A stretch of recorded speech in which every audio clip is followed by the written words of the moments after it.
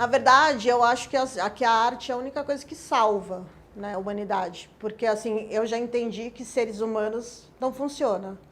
Mas eu acho que o que é mais lindo do ser humano, né, porque dentro disso que a gente está vivendo, porque tem essa ganância, essa arrogância, essa disputa de poder, então a gente não se ajuda, mas o que o ser humano realmente tem de mais lindo é o poder da criação e da adaptação e de imaginar coisas.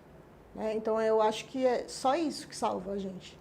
Salva a gente da gente mesmo, de a gente não pirar, de a gente não enlouquecer. Principalmente nesses tempos de pandemia, em que a gente ficou com os nossos fantasmas, ao mesmo tempo a gente poder exorcizar nossos fantasmas e criar em cima disso, e botar cor, poesia, porque no fundo tudo tem poesia, né?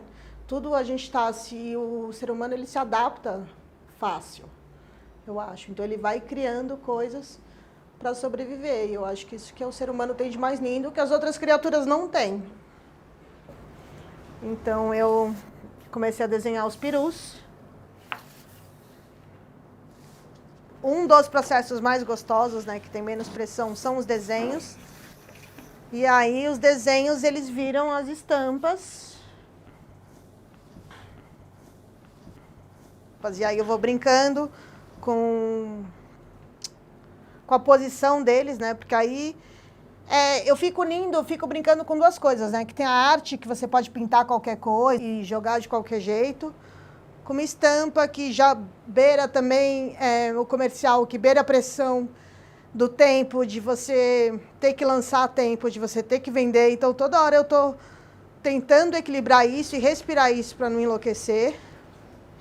Bom, sobre o meu processo de criação, eu não acho que sou eu a culpada. Eu gostava de brincar de cor, assim, então eu pintava, mas era muito certinho, assim, eu pintava tudo dentro da linha. Minha mãe já percebeu isso cedo e me pôs em aula de desenho. Então, assim, eu acho que eu já sou uma colorista. Eu tinha essa admiração por mulheres. A minha família tinha muitas mulheres. Minha avó foi a primeira mulher a fazer direito no Brasil, então ela sempre lutou muito pelas mulheres serem independentes. E minha mãe era dona de uma loja de roupas, de acessórios, desculpa. Então eu ia para a loja da minha mãe, na época não tinha babá nem nada, e eu ficava trabalhando mesmo, ensacando. E eu gostava muito de ver ela se vestindo de manhã.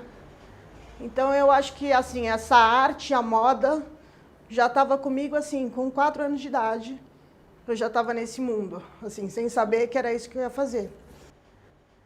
E aí ficou muito claro para mim, com 18 anos eu fiz Santa Marcelina, né, que é a faculdade de moda.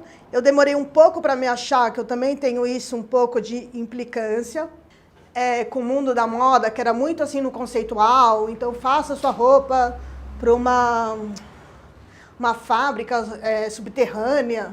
Eu ficava, gente, mas isso serve para quê? Quem vai usar isso? Então era muito do tato, eu era muito da prática, como eu já trabalhava desde pequena. Na minha mãe eu ganhava notinha de recibos, lembro que eu amava.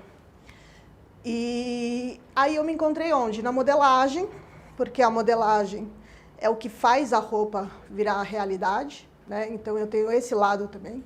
Eu tenho esse lado de criação, porém eu tenho esse muito lado pé no chão, que é o lado do modelista, porque o modelista ele é o arquiteto da roupa, então ele faz o projeto e a roupa tem que viver. E aí foi numa aula de modelagem, que era todo mundo, que eu também tenho essa outra coisa que eu acho que também me ajuda na minha carreira, né, de artista, que é não fazer o que todo mundo faz. Eu faço desenho só para as pessoas me entenderem, porque na verdade a modelagem já está feita na minha cabeça, mas depois eu faço o desenho para as pessoas entenderem. E a modelagem é o drama, né, que eu falo que o modelista ele é o arquiteto da roupa, ele é o cirurgião plástico, é o que ele transforma seu corpo. E o drama todo da modelagem é que o nosso corpo é tridimensional, mas o tecido onde a gente faz a roupa é bidimensional. Então a modelagem ela tem que fazer essa escala, esse projeto de achatar o nosso corpo, para quando for costurado, tridimensionalizar, ficar no formato que a gente quer. Então, são raros os estilistas modelistas. Choro muito também modelando, assim, né? Choro figura de linguagem porque eu sofro bastante, porque é um processo bem... ele tem um requinte, ele envolve um monte de coisa, a física, o tecido, mas no fim ele é a recompensa, né? Porque você realmente vê o seu projeto saindo do papel e vestindo os corpos. Eu acho fantástico quando a gente se une e a gente passa conhecimento, né? Isso só tem a enriquecer. Eu acho que existe essa coisa também do universo e da gente dividir. Dividir, para mim, é multiplicar, não é dividir. Então, quando você divide conhecimento, quando você tem pessoas que se juntam para passar esse conhecimento, é tão nobre, né? Não é você sozinho no mundo.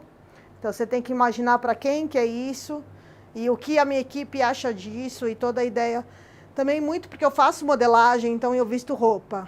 Então, assim, eu sou uma pessoa que eu não tenho problema com a opinião dos outros, muito pelo contrário. Então, eu preciso deles, né? Eu preciso que a roupa vista. Então, toda coisa que eu crio, eu não tenho problema nenhum em alguém falar, não gostei, tá pegando isso. Eu preciso disso para que a roupa caia da melhor maneira. Então, eu também acho que eu também fico mais aberta, eu acho, às pessoas, e não fechada no meu mundo. Bom, passado a ironia do peru, da quarentena, teve o abraço, que eu também... Eu desenho e publico, né, no Instagram. E teve uma comoção, assim, com o abraço. As pessoas me escreveram falando, me senti abraçada daqui. E eu percebi, então, a falta que as pessoas estavam sentindo desse contato físico. Que eu também acho que é outra coisa que a nossa mente, ela pode facilmente entrar nesse lugar. E do abraço também nasceu, então, a estampa, onde a única regra, não tem regra nenhuma, a única regra é a gente juntar de uma maneira não óbvia e com harmonia, né? Porque eu acho que tudo tem que ter esse estranho com harmonia.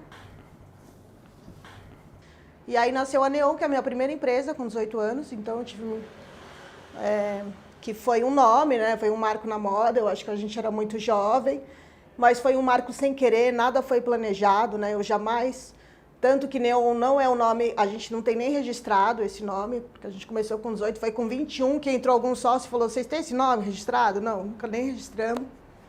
E eu tive a Neon até os 33 anos, foram 13 anos de desfiles, 13 anos modelando, 13 anos já fazendo estampa. A Neon, a gente convidava artistas plásticos, né? Eu não fazia as estampas, mas eu já percebi isso dessa alquimia que tem cor, né? Que cor não é... Porque tudo se transforma, então tudo... Não existe o vermelho, existe o vermelho com azul, existe o vermelho com roxo, existe... Então, uma empresta energia para a outra e se transforma numa terceira. Então, assim, isso eu já entendi muito. E depois eu me apaixonei também por viagens, assim, a primeira vez que a gente foi para o Marrocos, e aí, assim, o universo se abriu para mim. Desde então, eu nunca fui mais para lugar, tipo, certinho, né?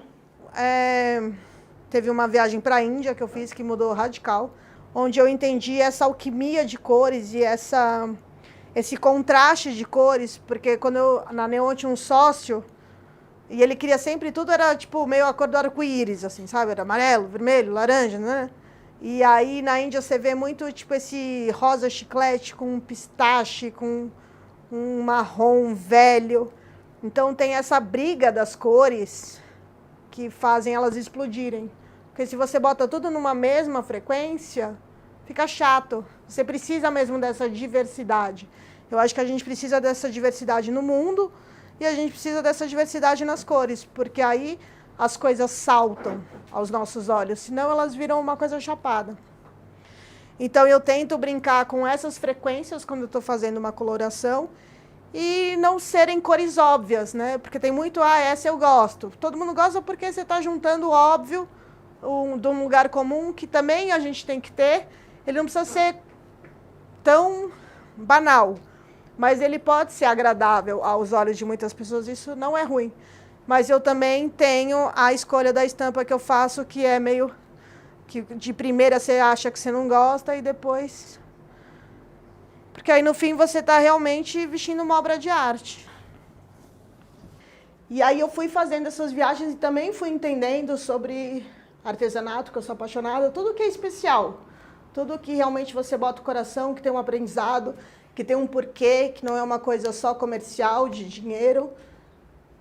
Tudo isso me encanta. Então, como a arte vai me salvando, a natureza vai me salvando, então eu vou indo para os lugares e me encantando e desenhando. Isso aqui foi o altar do chão, onde eu tenho certeza que Deus mora lá. E são as dançarinas de carimbó. Vou virar para você, né? E aí eu vou indo.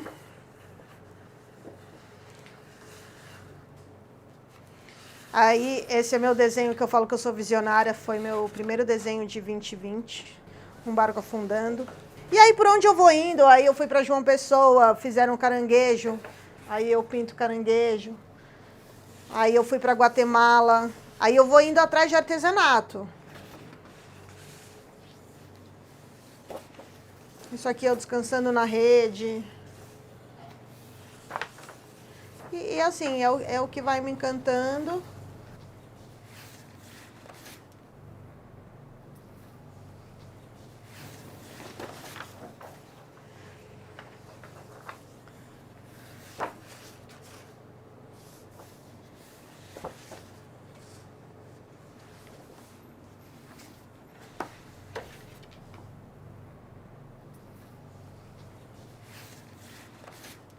Eu tinha 33 anos, eu passei por um processo, né? Eu fui internada quando fechou a Neon, né? Eu me viciei em cocaína e tal, que é uma coisa da moda também, mas não é a culpa da moda, é minha mesmo. E aí você vai fazendo as escolhas e a arte é o único lugar que sempre me salvou.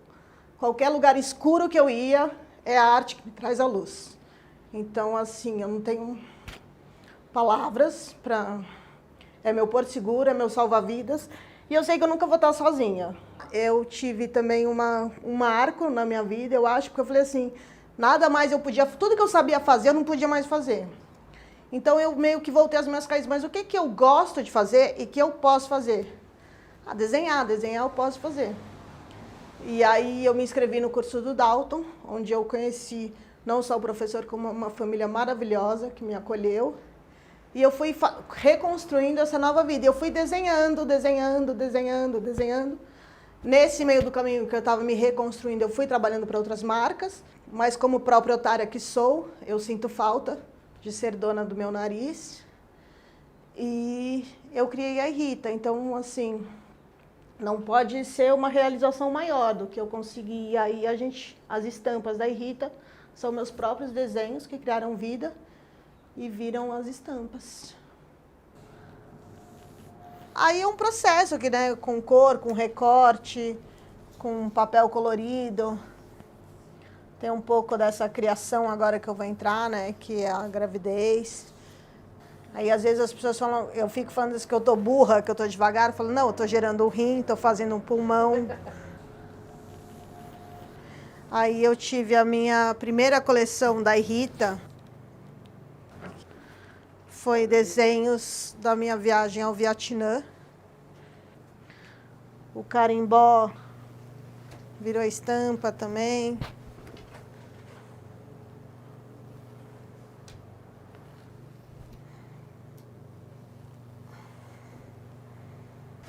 Tem as galinhas da Angola.